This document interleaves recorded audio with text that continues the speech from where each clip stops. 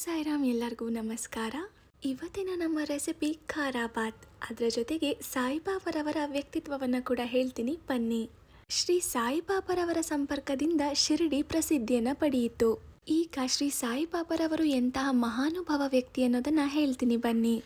ದಾಟಲು ಕಠಿಣವಾದ ಭವಸಾಗರವನ್ನ ಜಯಿಸಿದವರು, ಶಾಂತಿಯೇ ಆಭರಣವಾಗಿ ಸತ್ವಶೀಲರಾಗಿದ್ರು, ವೈಷ್ಣವ ಭಕ್ತರ ತವರು ಮನೆಯಾಗಿದ್ರು, ಕರ್ಣನೋಪಾದಿಯಲ್ಲಿ ದಾನಶೂರರಲ್ಲಿ ಅಗ್ರಗಣ್ಯರು, ಕ್ಷಣಿಕ ಮತ್ತು ಕ್ಷುಲಕ ವಸ್ತುಗಳ ಕಡೆಗೆ ಗಮನ ಕೊಡದೆ ಯಾವಾಗಲೂ ಸ್ವಾನುಭವದಲ್ಲಿ ತಲ್ಲೀನರಾಗಿದ್ರು.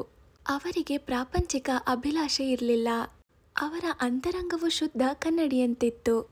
ಅವರ ವಚನಗಳಲ್ಲಿ ಯಾವಾಗಲೂ ಸುಧೆಯು ಧಾರಾಕಾರವಾಗಿ ಹರಿಯುತ್ತಿತ್ತು. ಬಡವರಾಗಲಿ ಬಲ್ಲಿದವರಾಗಲಿ ಎಲ್ಲರೂ ಅವರ ದೃಷ್ಟಿಯಲ್ಲಿ ಒಂದೇ.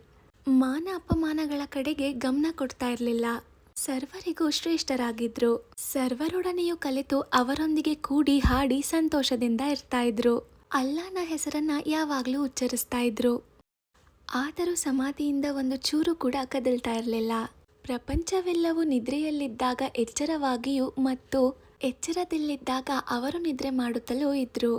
ಅವರ ನಿಜವಾದ ವಾಸಸ್ಥಾನ, ನಡೆ, ನುಡಿ ಇಂತಹದೇ ಅಂತ ಊಹೆ ಮಾಡೋಕ್ಕಾಗ್ತಿರ್ಲಿಲ್ಲ.